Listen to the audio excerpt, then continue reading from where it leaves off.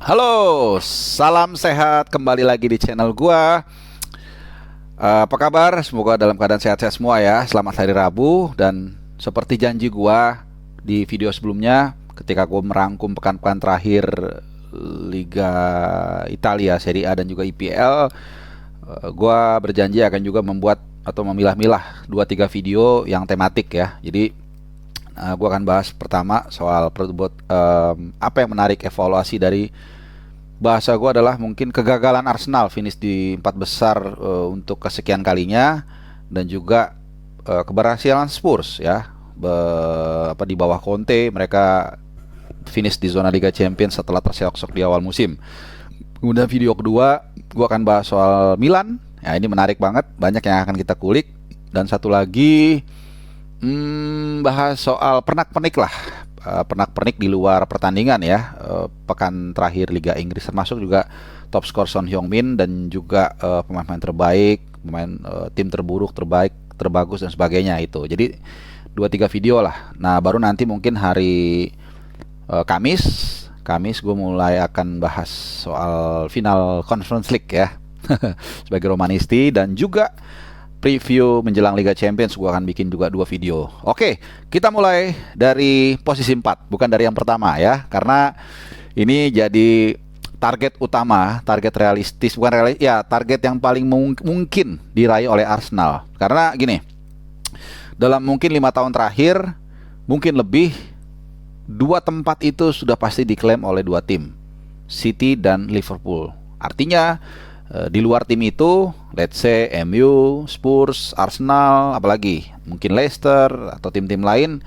ya peluang mereka artinya tidak lebih dari 50%. Karena 50% sudah hampir pasti diambil oleh jatahnya oleh Liverpool dan City ya. Nah, kalau kita lihat musim ini sebenarnya satu lagi Chelsea.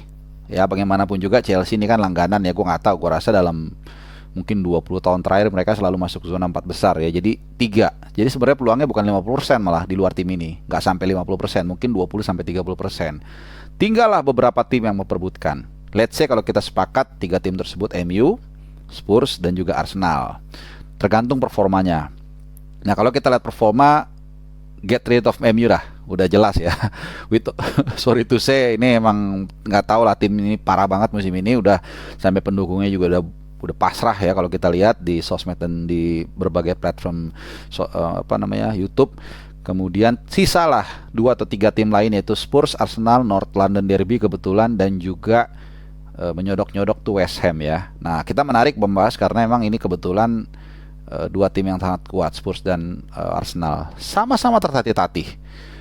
Cuman Arsenal emang startnya parah banget, 3 pertandingan tanpa kemenangan alias kalah semua dan tidak bisa mencetak 1 gol pun. Start terburuk sepanjang sejarah.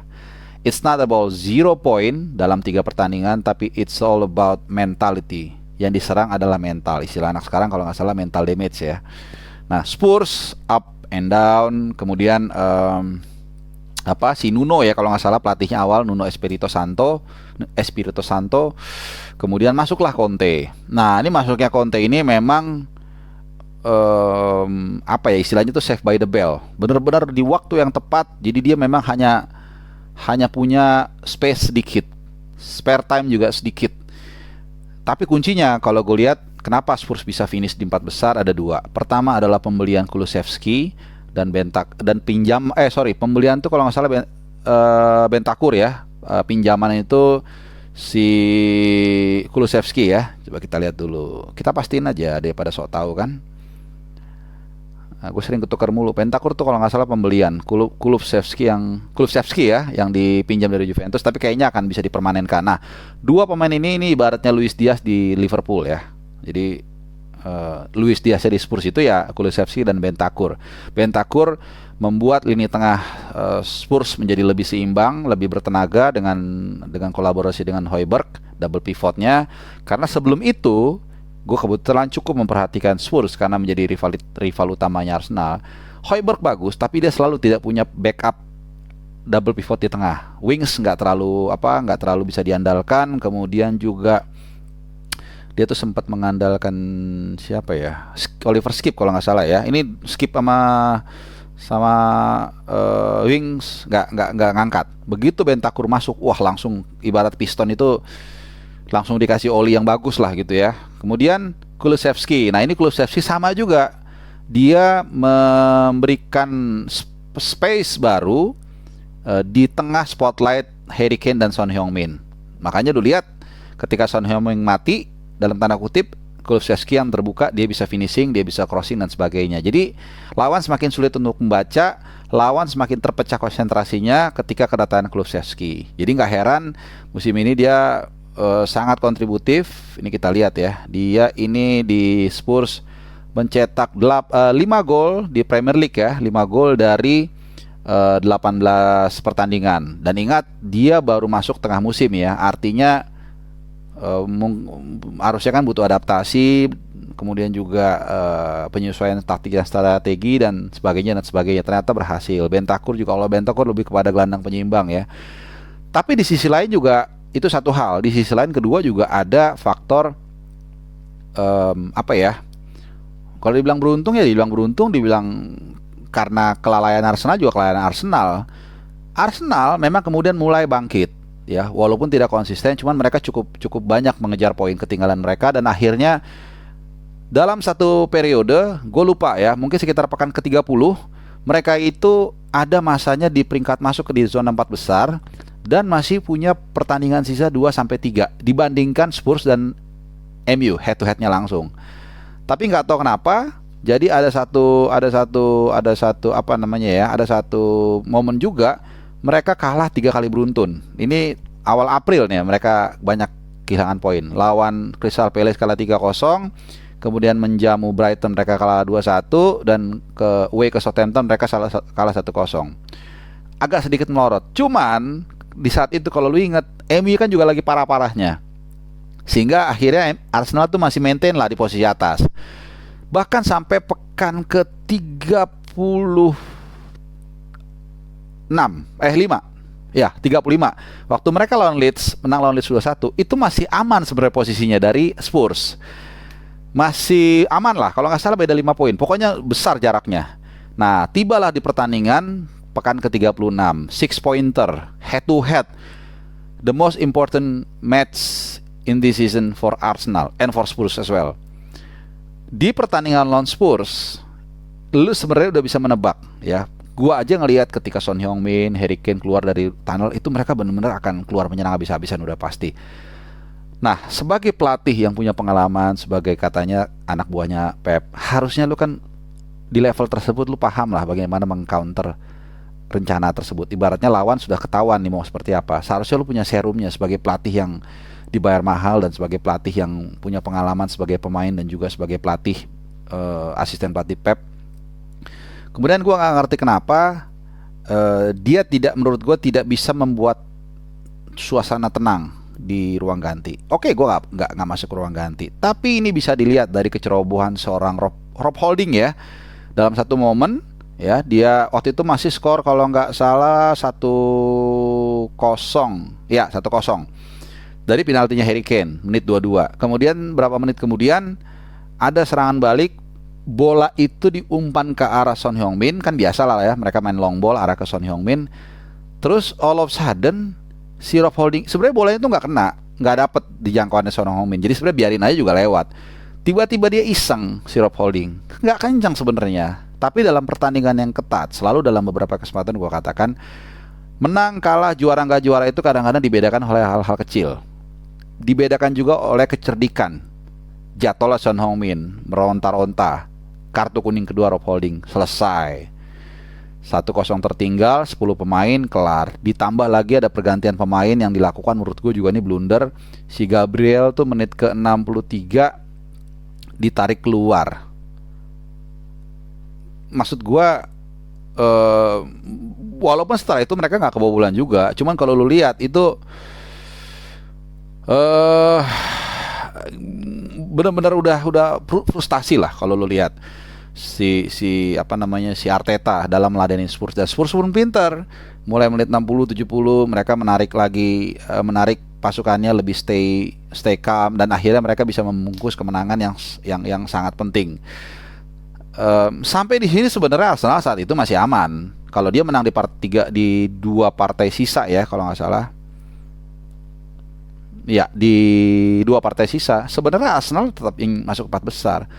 Cuman lawan Newcastle kalah 2-0. Waduh, ini gila bener-bener nih.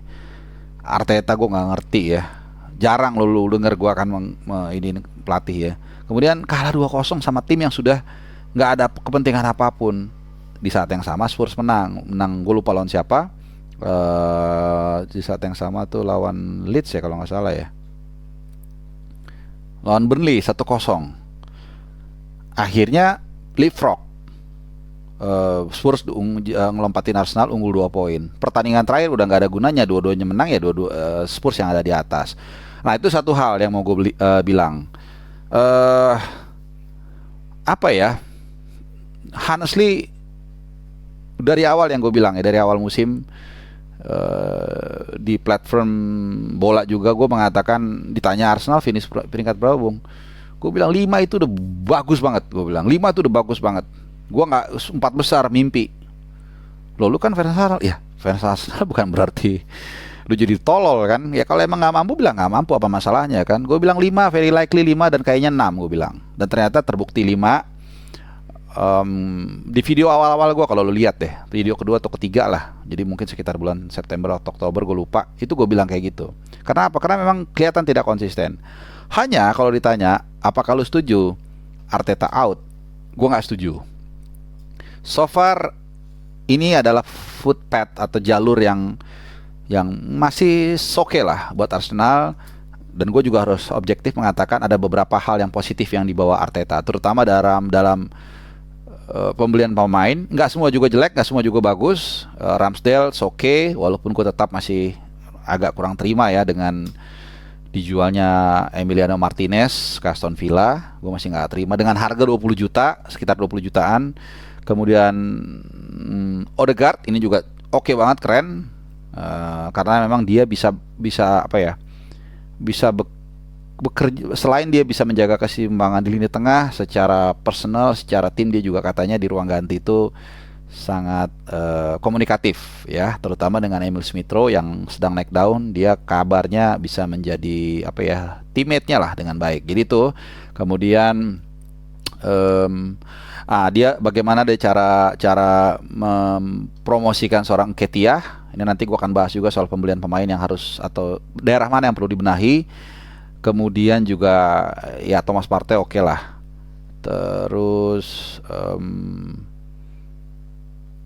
ya Ramsdale, Emil Smith Rowe, it's okay secara umum pembeliannya. Mungkin Nuno Tavares saja yang nggak jelas ya perannya, ya mungkin gua rasa sih dilepas. Nah sekarang sedikit siapa atau area mana kiranya yang akan harus dibenahi. Menurut gua kita dari depan dulu deh biar menarik sekali-sekali, bukan dari jangan dari belakang ya. Nketiah gue yakin banget ini lulusan Hell End. Status dia sebagai jebolan Hell End ini juga membantu ya untuk menyesuaikan dengan baik dengan rekan timnya di Hell End, Bukayo Saka, kemudian juga Emil Smith Rowe. Jadi ada kohesi di sana, ini sangat penting ya. Selain memang skillnya dan keberaniannya dalam finishing juga semakin baik. Gue nggak tahu berapa gol dia musim ini, kayaknya sekitar 5 ya. Tapi dia kan ngecunnya di terakhir doang kalau nggak salah.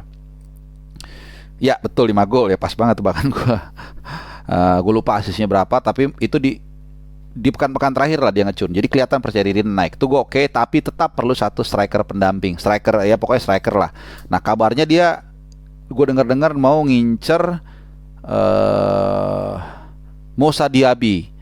Nah gue ngelihat ini, gue agak ragu. Kenapa? Will it be another Nicolas Pepe? Karena mainnya mirip banget, gayanya mirip banget, winger, bawa bola, dan ini nggak penting menurut gua. Di Arsenal tuh udah banyak banget, ada Emil Smith Rowe yang bisa bawa bola, Gabriel Martinelli yang juga ngecun, kemudian juga Odegaard pun harus sebagai MC juga bisa bawa bola ke depan, Bukayo Saka juga oke. Jadi buat apa lu cari pemain yang mirip-mirip? Yang ada aja manfaatin. Striker kita butuh yang seperti mungkin Gabriel Jesus, which is gue ragu dia akan ke Arsenal. Kalau gue jadi dia, gue akan tetap di City kan, main di Liga Champions, juara IPL dan sebagainya. Sementara lu pindah ke klub yang main di Liga Malam Jumat. No, tapi kalau gue sebagai Arsenal mau aja. Nah gue nggak tahu. Intinya lu perlu seorang klasik number 9 nemenin si Nketiah. Tengah it's okay, selama ada Thomas Partey, ada Odegaard, backupnya ada si El Neni atau mungkin siapa si Granit Xhaka, ya udahlah masih oke. Jadi lu nggak bisa juga selalu mendapatkan apa yang lu inginkan. Kemudian ya tadi gelandang serang udah gue bahas, sudah cukup.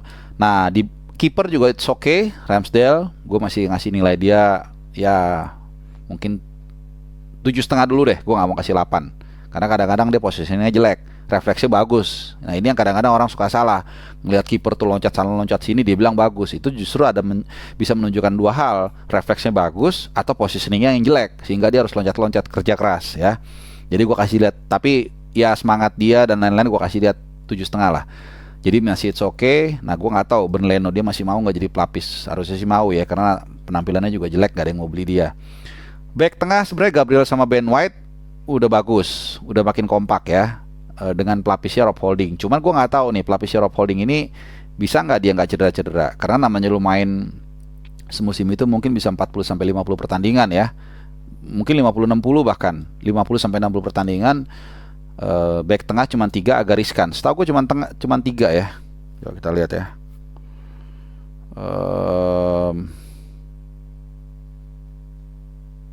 Ya cuman 3 back tengah murni. Jadi agak beresiko juga, satu cedera aja udah tinggal 1 ya. Tinggal 2, udah nggak ada penggantinya ya.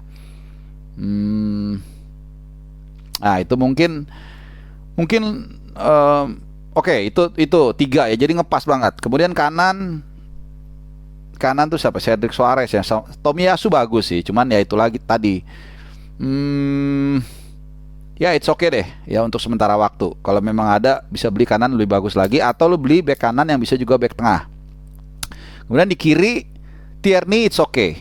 Tierney ini tipikal back kiri jadul, lebih banyak bertahan, ibaratnya dulu kayak Gary Neville lah gaya-gayanya nih, atau kayak Leighton Baines kalau lu tahu Everton dulu. Nuno Tavares tuh nggak sama sekali. Gue sejak awal musim nonton pramusim juga nggak sama sekali. Ini nggak jelas nih. Suka-suka nyerang tapi juga nyerangnya nggak bagus, bertahannya juga nggak kuat. Jadi nggak jelas. Mesti beli back kiri. Ya atau lu beli satu back yang kayak Cancelo lah, yang bisa kiri kanan tengah. Atau kalau nggak ada yang bisa tengah sama kiri. Karena kanan sih ya untuk sementara waktu Tomiyasu dengan backupnya Cedric Soares sudah oke lah gitu. Dan terakhir sebelum gue tutup, ada beberapa pemain pinjaman dari Arsenal yang sebenarnya juga ini bisa untuk menjadi alternatif. Jadi supaya nggak belanjanya terlalu banyak. Nih gue akan lihat ya. Pertama kalau Maitland-Niles gue agak ragu ya. Di Roma dia juga nggak dapat tempat, kalah sama Karsdorp. Jadi ya nggak ngerti lah, kalau gue sih gue pinjemin lagi ya. Kemudian William Saliba. Nah ini gue nggak tahu ya William Saliba di Marseille sih dia main inti ya cukup banyak, mungkin hampir sepanjang musim dia menjadi tumpuan. Jadi mungkin ini akan bisa ditarik balik ya. Dan satu lagi yang sebenarnya bagus lagi dipinjemin itu Matteo Guendouzi. Tapi Guendouzi terakhir katanya mau dipermanenin sama Marseille. Gue nggak tahu. Ini sayang banget karena dia bisa juga kan untuk memperkaya posisinya Odegaard. Ini posisinya itu sama Odegaard sebenarnya. Jadi ya kalau bisa ditarik sih ya it's okay juga ya buat memberikan persaingan di lini tengah, tapi gue nggak tahu. Nah jadi Hector Bellerin di Real Betis gue nggak ngerti nih apakah masih bisa dipakai di Real Betis. Itu dia lumayan lah main 23 kali ya. Ini bisa juga buat ditarik balik dia buat sebagai alternatif di area kanan. Mungkin Cedric Soares dijual atau gimana gitu. Jadi itu aja kira-kira pembenahannya ya, di cari satu back tengah yang bisa back kiri juga, kemudian striker 2 cukup sih menurut gue ya, dengan tambahan pemain dari out yang lagi di loan untuk ditarik kembali ya, seperti Guendouzi ataupun Hector Bellerin. Oke. Itu video gue soal Arsenal dan Spurs di perebutan 4 besar, dan juga sedikit kira-kira seperti apa wajah Arsenal musim depan.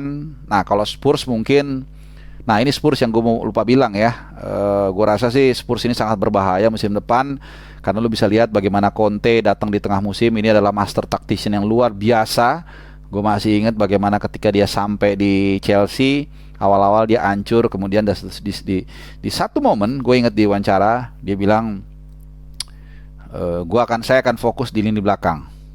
Ya, jadi dia akan benahi lini belakang, dan kalau lu masih ingat dia langsung membuat formasi 3-4-3 ya. Ini memang pelatih yang selalu gemar pakai 3 back. Dia rubah jadi 3-4-3, Victor Moses di kanan, Alonso di kiri lebih nyerang, dan akhirnya luar biasa dan akhirnya juara. Di Inter juga sama, kita lihat bagaimana dia bisa memanfaatkan Lukaku sebagai seorang predator dan akhirnya bisa menjadi juara. Dan kalau lu lihat juara Serie A ya, Scudetto, dan kalau lu lihat apa yang dilakukan Simone Inzaghi sekarang, sebenarnya itu adalah warisan dari pondasi yang dibangun oleh Antonio Conte. Jadi Spurs musim depan sangat luar biasa, sangat berprospek. Kalau gue lihat-lihat sebenarnya mereka nggak perlu beli pemain lagi ya, karena back mereka juga sangat kaya, maksudnya pilihan kaya pilihan ya. Dia tuh terakhir tuh banyak make Christian Romero, kemudian